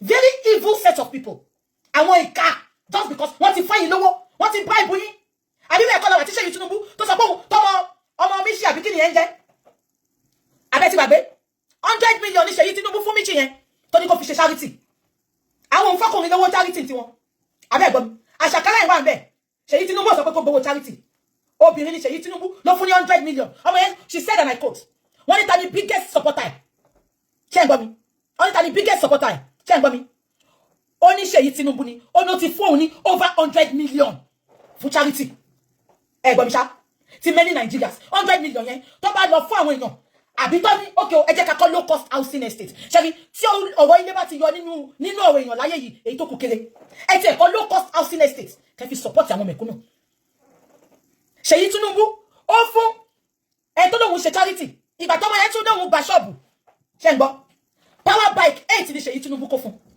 àná sọ ni kò ṣe pé ó yọ sọ life ló ti sọ ó ní Ṣèyí Tinubu is number 1 supporter ó ní over 100 million ló ti fóun fún charity Ṣèyí Tinubu ẹnu ẹ̀ ló wà yẹn gbogbo ìyà tẹ́ fi tí bàbá ẹ fi ń jà àwọn mẹ̀kúnnù ìyà yẹn padà jẹ́ tọmọtọmọ ẹ lọ mú petition yín wá ẹ ní kúre tẹ́ bá mú wá ẹ ní kúre ẹ̀yin olórí burúkú ẹ̀yin olóṣì ẹ̀yin ìkà very evil politicians very wicked tẹ́lẹ̀ bá jókòó wọn ẹ bá máa gàgà jókòó ní sùkú kọ̀ọ̀kan wọn ẹ bá máa gò jẹ́jẹ́ kọ̀ọ̀kan wọn ṣáwọn ọmọ wọn gbé bẹ́ẹ̀ ni wọn gbé bẹ́ẹ̀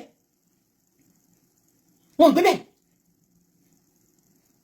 how can people be this wicked àwọn olórí burúkú kan wọn wá bọ́ta lọ́la ẹ wá ní nǹkan àpẹ́ fún Tinubu a máa gbé yín ṣépè ni a máa gbé yín ṣépè ni ẹ̀yin ìka ó dé èèyàn mélòó tẹ́tí empower VDM gan tí ó kàpẹ́ fún Tinubu ó empower àwọn youth ju gbogbo yín lọ ẹ ní kúre ìṣẹ̀dá yín ò ní kò ní jèrè gbogbo owó tó bá fún yín tẹ́fí kàpẹ́ fún Tinubu tẹ́tẹ̀ mọ̀ nínú yín pé Tinubu ò ṣe kọ́ dára ẹ wà wọn bàbá Yorùbá yẹn níjọ́sí kí ló kọ bàbá yẹn mo mọ bí tí fídíò yẹn wà alápinni ó sọ̀nà ó ní gbogbo campaign táwọn ṣe pátá wọn fáwọn lówó mo wá wò pa alápinni so èyí lọ support Tinubu kọ́ bá lè fún yín lówó ni ẹ ti gbàgbé àwọn ọmọlọmọ tó ń jìyà ẹ gbọ́ mi ṣá alápinni sọ nígbà tó lọ interview ẹ ó ní gbogbo campaign táwọn ṣe ó ní wọn fáwọn lówó so kẹ́lẹ̀ rí pé àwọn pípù ìjẹkújẹ owó tẹ́lẹ̀ fi ṣe kọ́rẹ́ bẹ́ẹ̀ bá fi kọ́lé máa wó mọ́ yín lórí tẹ́ bá fi ṣe business ẹ ní mọ bí business yẹn ṣe máa dàrú mọ́ yín lójú kí ló dé Nigerians are bleeding kò síbi tó sèbù mọ́ láyé kò sí nǹkan kan ẹ jẹ́ kí n rí yín ta bá ṣe máa ṣe ṣòfin yín níná lówó ìwọ wá bọ́ta oní Tinubu is trying in Nigeria ṣùgbọ́n lórí burúkú ẹ ó ṣe gẹ̀bí ìgbà tó gbé màálù sí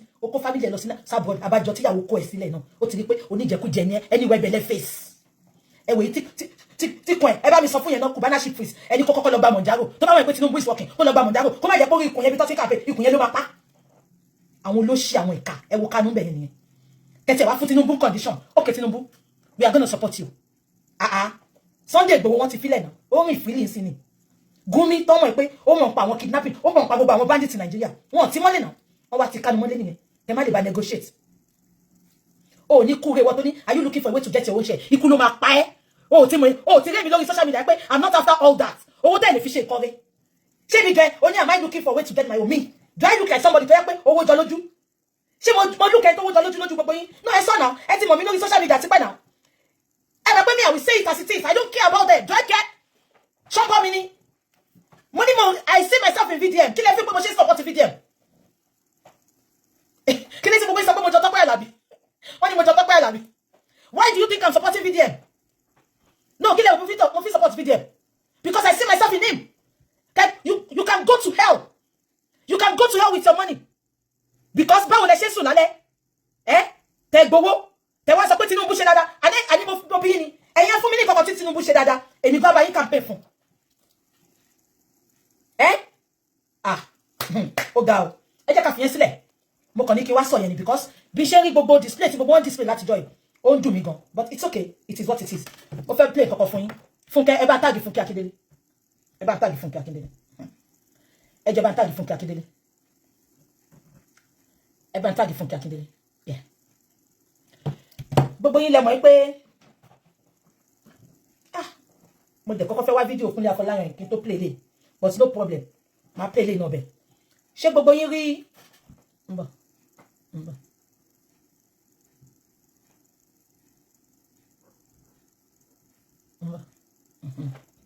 ṣé gbọ́ mi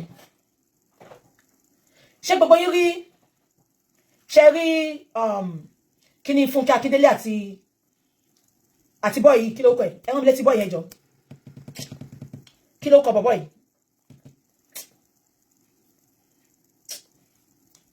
Kúnlé Afọláyan ṣàfọláyan ló ń jẹ́ yes ẹ bá mi kọ̀ǹkọ̀ tí gbogbo yín bá rí mo fẹ́ sọ̀rọ̀ nípa yẹn náà sí mo wo fídíò yẹn unfortunately mi wà ní fídíò yẹn báyìí ẹ jẹ́ tó bá ní fídíò yẹn ṣe lè send ẹ̀ sí mi mo fẹ́ play nǹkan tí Kúnlé Afọláyan sọ now but tá a bá rí fídíò yẹn máa play lè máa wá sọ nǹkan tí mo fẹ́ sọ ṣe ti gbọ́ ṣe mi pé Kúnlé Afọláyan ibi tó ti ń ṣe film launching ẹ̀ ó wá sọ̀rọ̀ níbi film launch yẹn ìgbà tí Fúnkẹ́ máa ṣe Fúnkẹ́ update fún Kúnlé Afọláyan ṣé ń gbọ́ mi Fúnkẹ́ Akíndélé ó update fún Kúnlé Afọláyan now Fúnkẹ́ come nearer lẹ́yìn tó update fún Kúnlé Afọláyan tán ṣé ń gbọ́ mi ó tún wá ní audacity ó pe Kúnlé Afọláyan Fúnkẹ́ come here wọ́n ti sọ pé gùn tó bá bá járìn ó máa jẹgbẹ́ I'm disappointed in you Fúnkẹ́ má dẹ̀ sọ ọkọ tí mo fi wà disappointed nínú ẹ̀ lọ́sàn-án come nearer ẹ jẹ́ ká kọ́kọ́ gbọ́ nǹkan tí Kúnlé Afọláyan sọ reason tó fi sọ nǹkan tó sọ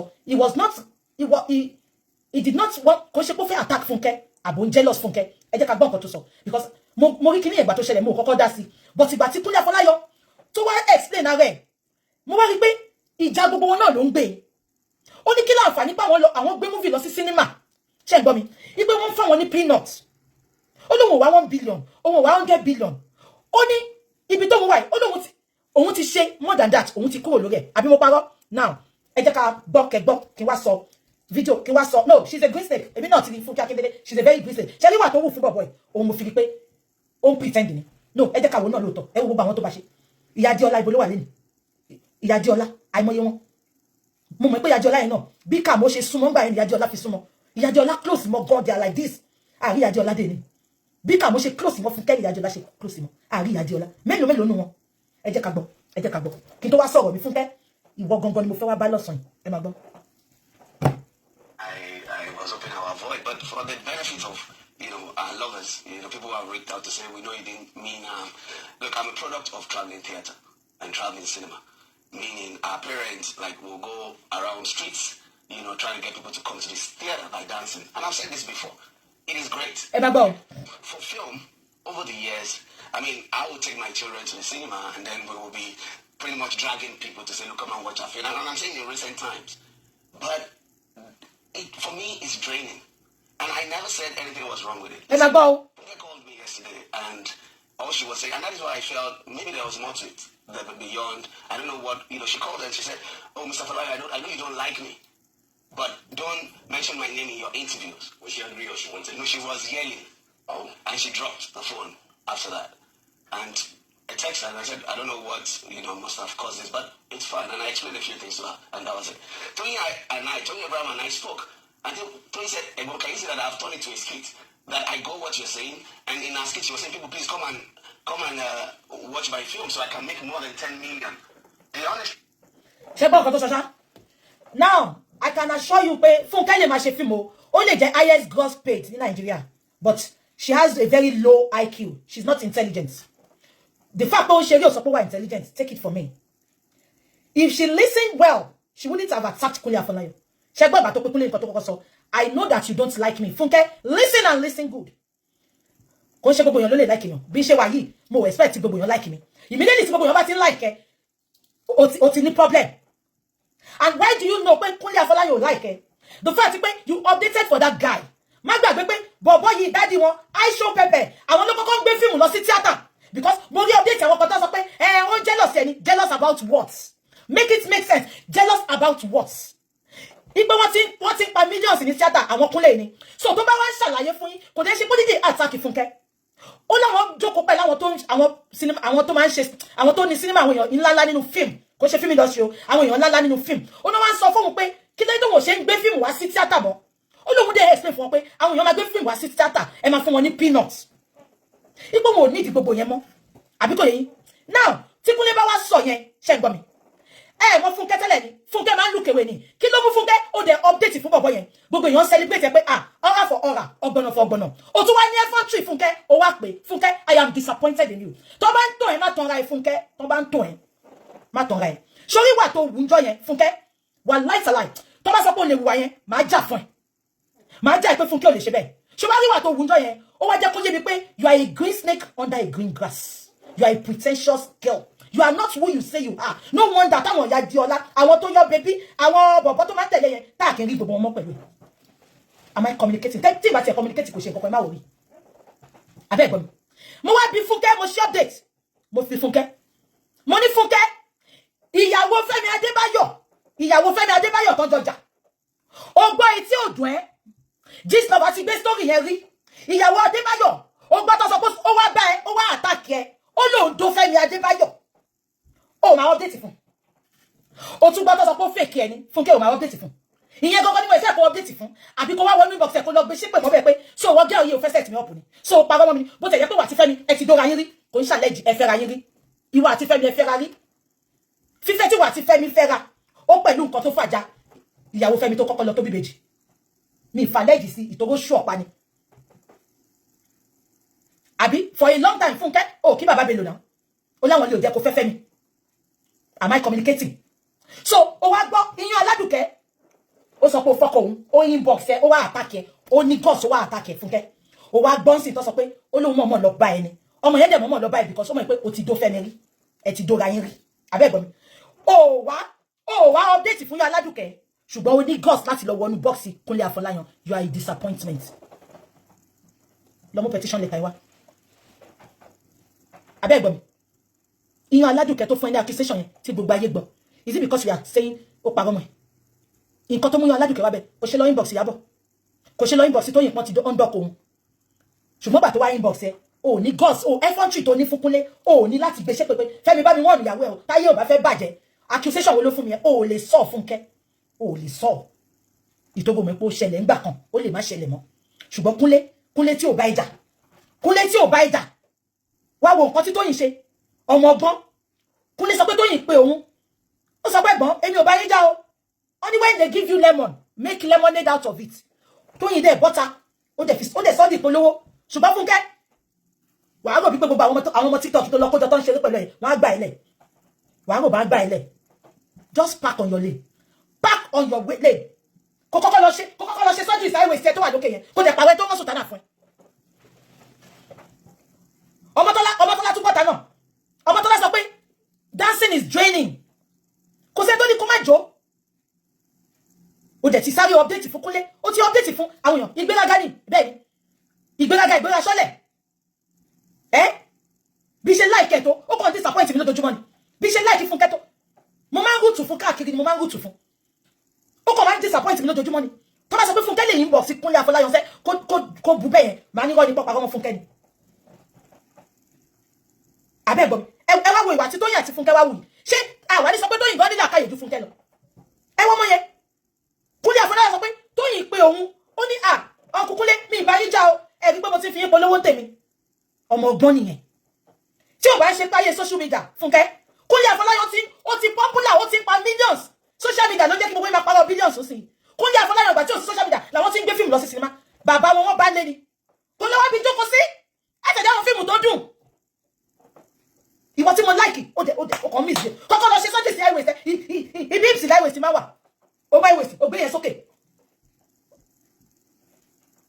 fi respect sí Kúnlé Afọláyan next time kò ṣe gbẹ́ iná ramification kò ṣe gbẹ́ ó lè máa pa billions ẹ̀sìn Kúnlé ó ti pa billions tẹ̀ sẹ́yìn kẹ̀kọ́ wáyé lọ síbi kan ó ní highways ti sọnù má lọ ṣéǹjẹ ó tẹ̀dá bó ti ṣéǹjẹ tó mọ́ sùtánà fún sìn ó ti ṣéǹjẹ mo rí pé fítẹ́ sùtánà lọ́mọ fún sìn ṣe kí sùtánà ìtẹ́lẹ̀ èmi náà wọ́n pé mo dá sùtánà ẹ lọ wo Sùtánà Fúnkẹ́ tẹ́lẹ̀ Abíọ́yàn ní báńdì Sùtánà Abíọ́yàn ló bá gbé sí bí a kápẹ́ntà ló wọ́n Sùtánà fún ni kò yé mi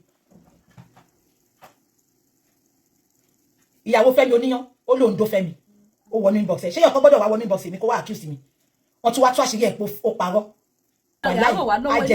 tó bá dẹ́ pé yẹn ló update mi bá bẹ́ ṣe ó sáré lọ́dún Kúnlé ọmọ tí ò kọjá yẹ Kúnlé ò kọjá yẹ.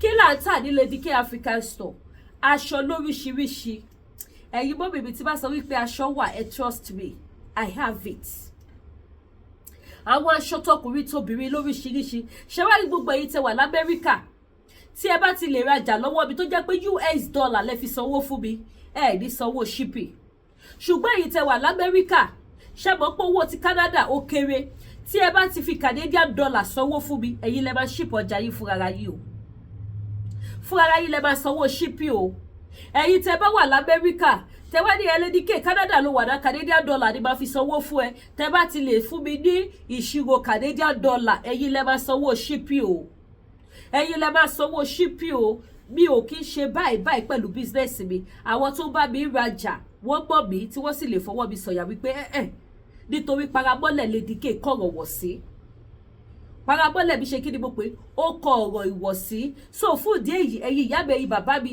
ẹ wá patronize mi bá mi ra ohun tí mo tà bákan náà mo ní àwọn fìlà tó fine irú mi ò jẹ́ kí n lè máa dé àwọn fìlà yẹn ní àsìkò yìí sí torí ẹrù yẹn pọ̀ nǹkan kí sẹ́sẹ̀ ràgó gbogbo èyí tí ẹ bá nídìí àwọn fìlà lóríṣiríṣi bóyá mo dẹ̀ ṣì máa bọ́ọ̀dì gbogbo ọwọ́ ogun mi má lè máa fi dé fìlà máa fi display dẹ̀ mo láwọn fìlà tó jẹ́ pé bí mo ṣe ṣe rí gan mo lè dé tó dẹ̀ máa ṣe rẹ́gí tó máa ṣe rẹ́gí irú àwọn fìlà bẹ́ẹ̀ wá yìí tẹ́ bá wò pé ẹ ṣerú ẹ nílédè fìlà ẹ gbàgbé tẹ́ bá ti bọ́ọ̀dì ọwọ́ ogun yìí tẹ́ ti sanwó ẹ̀ di donut ẹ kó sínú fìlà tó dẹ̀ máa tún wá fine tó máa gbá ski tó máa bú yes mo láwọn fìlà lóríṣiríṣi mo láwọn fìlà tẹ́lẹ̀ lò lásìkò tútù yìí tí òtútù bá tún kásẹ̀ lẹ̀ ẹ tún lo fìlà yìí tẹ́ bá wo native ẹ fi lò tẹ́ bá lo English ẹ fi lò bákan náà àwọn oúnjẹ tó ṣara lóore gidi ó wà ní Lady K African Store gbogbo lówó ní store Lady K gbogbo lówó anything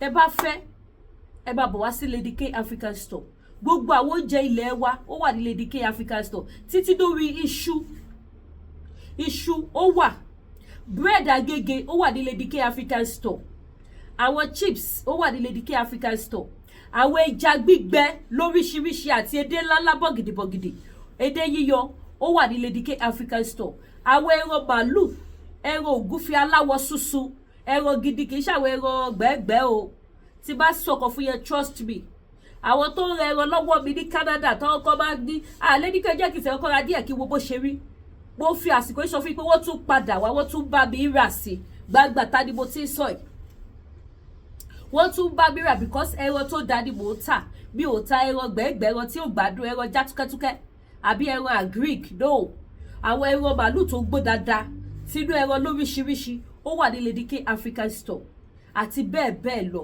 ẹran ògúnfe náà ó wà ní Lady K African Store àti tinú ẹran ògúnfe ó wà ní Lady K African Store bákan náà àwọn turkey ó wà àwọn tó ń béèrè fún kátọ́kátọ́ turkey lágbára Ọlọ́run tí láìpẹ́ láì jìnà àtúbẹ̀rẹ̀ sí ta pálípálí because a lot of people máa ń pè Lady K mo fẹ́ half carton of chicken Lady K mo fẹ́ this lágbára Ọlọ́run láìpẹ́ láì jìnà màá bẹ̀rẹ̀ sí ní half carton yẹn náà mo nídà ti gẹ́ẹ̀tì one more freezer tó tóbi dáadáa tá a máa fi lòdù pálípálí turkey náà sí space wà tá a lè gbé sí Kúdí ló sì ṣòjòrò ẹ wá bá mi rajà kí lè rí Kúdí fi gan ẹ ṣe ojú òní tìyí bó tilẹ̀ jẹ́ wípé latest news tó tún gbé kiri sí ọ lè bí kọ́ ní body store mo gbà bẹ́ẹ̀ ẹ pè mí lọ́lọ́mọ mẹ́wàá mo gbà bẹ́ẹ̀ ẹ pè mí lọ́lọ́kọ mẹ́ta mo gbà bẹ́ẹ̀ kò sí òtẹ́ bú mi tí ò tẹ́ mi lọ́rùn ẹ ti lè mi kọ́ mo di store àbí èmi kọ́ mo ní wọ́n fi mí síbẹ̀ ni Ọlọ́run á dẹ̀ sọ mí dọ̀gà Ọlọ́run á sọ mí di CEO tó gbáàsì so ẹ jọ wá patronize mi ẹ̀yin ìyá dáadáa ẹ̀yin bàbá dáadáa àbúrò àbáyàwó yẹn lẹ́nu pé àìwé la tún gbọ́ ìwú tèmi náà tún rí nìyẹn o ṣó orí burúkú tó tún ṣe kiri fún mi sí nìyẹn pé èmi kọ́ mo di store wọ́n fi mí síbẹ̀ ni mi ò dẹ̀ báyọ̀ jiyọ̀ Bíbélì gan sọ ó ní rere sílẹ̀ kó wọ́n lọ́ọ́ gbé ẹ̀gà ìgbéga Ọlọ́run ni mò ń wá kì í ṣe títí ẹ̀yin abatẹnijẹ́ gbogbo so ẹjọ́ ẹ̀yìn ìyá mi ẹ̀yin bàbá mi tẹ́ẹ̀dì sọmọ ọdún tá yóò ní já yíbọ́ ayé ò sì ní já àwọn ọmọ ológo yíbọ́ ẹ wá patronize mi wá bá mi rajà mo fẹ́ lẹ́dùnmarì bẹ̀yà I need money mo need Kúdí owó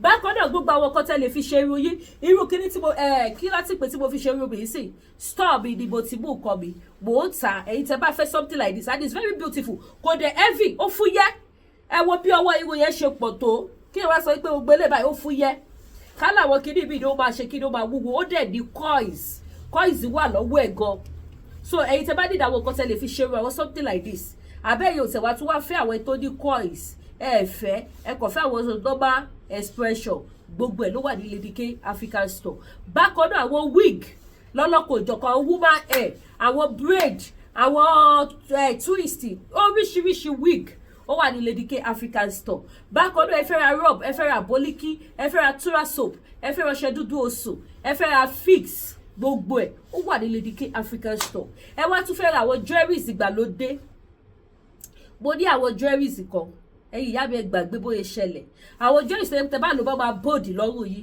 ó kú Lady K African Store bákan náà tẹ́ bá tún wá fẹ́ ra spiritual items ìyẹn gangan ní bàbá ọdún tuntun la wà yìí o ẹ̀yin ìyá mi ẹ̀yin bàbá mi gbogbo tẹ́ tí ń fèsì láti ìgbà yìí ẹ súnmọ́ Ọlọ́run ẹ dira kọ́lọ́ba yìí fi òpin sí gbogbo ìṣòro yẹn àwọn nǹkan tẹ́ lè fi rọ́ ibi dànù tẹ́ lè fi rébi dànù tẹ́ lè fi attract ògo tuntun wọnú ayé yìí àwọn iṣẹ́ tó wà òkè dáadáa ní ipasẹ̀ àdúrà tó dẹ̀ jẹ́ bí idán confirm work ó wà ní Lady K African Store ọdún tuntun la wà yìí, ìbẹ̀rẹ̀ ọdún tuntun, ẹ wẹ òṣì dànù, ẹ wẹ promise and fail, ìjákulẹ̀, àwọn ìṣòro tẹ fèsì ní 2025 yẹn, ẹ wẹ dànù ní early this year, kẹ wá lo iṣẹ́ àánú, kẹ wá bẹ̀rẹ̀ sí ní ra àánú gbà, kí àánú kó bẹ̀rẹ̀ sí ní ṣẹlẹ̀, kọ́dọ̀ wá ṣí kọ́dọ̀ ọ̀la. Anything spiritual items tẹ bá fẹ́, ẹ pè Lady K African Store. Bákan náà tẹ bá fẹ́ ra oyin gidi, ó wà ní Lady K African Store. Ẹ fẹ́ ra ògùn diabetes àjẹbídán, ògùn diabetes, ògùn jẹ̀díjẹ̀dí, ó wà ní Lady K African Store. Ògùn diabetes ó wà lọ́dọ̀ gbogbo ẹ̀yin tẹ́lẹ̀ introduce àwọn èèyàn sí mi, mo dúpẹ́ o, because ẹlòmíràn pè mí pé ẹjọ́ owó fún mi ní phone number yìí ni o, mo fẹ́ ra ògùn diabetes ní ṣó wà. Mo dúpẹ́ lọ́wọ́ gbogbo yín pátápátá. Mo fẹ́ kẹ́ mọ̀ wípé gbogbo àwọn tẹ́ ẹ̀ fún ní nọ́mbà mi àti ẹ̀yin tẹ́ ẹ̀ fún àwọn èèyàn ní nọ́mbà pé ọ̀dọ̀ Lady K mo ti ra aṣọ tẹ́rí lára mi yìí, ibo lẹ ti ra aṣọ yìí, ọ̀dọ̀ Lady K ní phone number ni. Mo fẹ́ fàtìkò ìdúpẹ́ lọ́wọ́ yín wípé ẹ ṣé o, àwọn ọmọ yóò ní nìkan ṣayé o, gbogbo ẹ̀ ni mò ń rí ní agbára Ọlọ́run, ẹ̀yin náà dẹ̀ máa rí ìyanu Ọlọ́run nínú ayé yìí. So ẹ̀yin mọ́mì, ẹ̀yin dádì, diabetes kì í ṣe nǹkan tó dáa. Ògùn diabetes tó wà òkè tó confirm dáadáa, ó wà ní Lady K African Store. Ògùn jẹ̀díjẹ̀dí, gbogbo ẹ̀yin tó jẹ́ pé ẹ máa wà difficult fún yín láti lọ sí toilet, nídà àti dára yín láàmú, ẹ̀yẹ ṣáà lò kẹwàá wo bẹ ṣe máa lọ toilet wọ́ọ́rọ́wọ́, gbogbo ẹ̀ wà ní Lady K African Store. Èwo ló tún kù tá àti polówó, gbogbo lówó ṣá ìtẹ́ bá ti fẹ́, ẹ̀yẹ pé Lady K ìfẹ́ olúwa, bó jẹ́ epo pupa ẹ pè mí, àwọn ẹja Thailand fish ńláńlá bọ̀gìdìbọ̀gìdì, ẹja gbígbẹ, ó wà ní Lady K African Store. Díjà amárúgbó ta kébékébékébé, ṣé mo ní mo nínú bí báyìí, gbogbo ètò ẹbí báyìí mo ti tà tán, àfi tí mo máa tún lọ mú wá nínú lọ. Díjà wà, bóyá kí n lọ mú wá kẹrin, díjà tó confirm, ṣé rí díjà yẹn, ṣé kò sí kankan bọ́ bí, ok mo ti rẹ̀ yọ̀ pé ṣé rí díjà tẹ̀ wò yìí, ṣé rí díjà yìí, díjà tẹ̀ wò yìí, a sì ní nínú store lọ́wọ́, a ní nínú store kódà ó tún wà lójú ọ̀nà gan tó tún bọ̀ kó ṣọdé láyé. Ṣé rí díjà tẹ̀ wò yìí, kò sí country tí mi ò lè sẹ́ẹ̀dì ẹ̀wọ̀, bẹ́ẹ̀ ni mo sọ fún yín, kò sí country tí díjà yóò wọ̀, because ó wà òkè gan. Àwọn òyìnbó gan ṣe àyẹ̀wò lórí ẹ̀, wọ́n rí i pé yes, wọ́n rí lè ṣe náà ní Nàìjíríà. Nàìjíríà ṣe nǹkan, ẹ gbọ́ mi, Nàìjíríà ṣe nǹkan, wọ́n mọ̀ pé yes, díjà yìí confirm. Mo ra àwọn custom ò jẹ́ kó wọlé, kó ṣẹlẹ̀ o, kò ṣẹlẹ̀. Any country bàbá yìí sẹ̀dẹ̀ sí, ó dẹ̀ wà papọ̀, gbogbo níṣe ní. Ṣẹ́rí ó dá kíyàn ní díjà ìdílé, kẹ́ máa gbé lura, ó ń ṣiṣẹ́ fún egungun, ó ń ṣiṣẹ́ fún fat, ó ń ṣiṣẹ́ fún kí láti pè cholesterol, ó ń ṣiṣẹ́ fún period, ó ń ṣiṣẹ́ so many things ló ń ṣiṣẹ́ fún.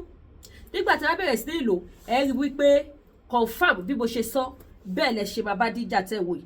Mo fẹ́ Elédùmarè bẹ̀ yín, tẹ́yìn ò bá tẹ ẹ̀dìrà kankan, ẹ bá mi share fún àwọn èèyàn láti bẹ̀ lọ àwọn tó nílò nǹkan wọ̀nyí tí nǹkan ṣe lágọ̀ọ́ ara. Ẹlòmíràn sọ pé àti rajà online ó ba òun lẹ́rù, èmi lórúkọ, ẹ wá bá mi rajà, kò sí kankan tó máa ṣe owó yìí, nǹkan tẹ bá order òun lẹ máa gbà. That is me, mo lórúkọ mi ìdẹ̀ni jẹ́ kó bàjẹ́, káwọn dúpẹ́ má fi mí ṣe yẹ̀yẹ́, ọlọ́mọdé ayẹyẹ mi lẹ̀ fàyè ṣe. So ẹni tí tẹ bá fẹ́ rà ẹ pè mí, ẹ̀yin tẹ́ wà ní nǹkan rà ẹ bá mi share, bí tẹ bá share sí, from there àwọn tó nílò something like this wọ́n á rí, wọ́n á lè rà, ojú òní tí wà o. Odùduwà Nation, ẹ bá mi kọ ìparí ẹ̀, ẹ bá mi kọ sí comment section, kẹ́dẹ̀ bá mi subscribe, kẹ́ bá mi tọ notification bell yìí, ní agbára Ọlọ́run ayọ̀ ló máa jẹ́ ti gbogbo wa. Ó dàbọ̀.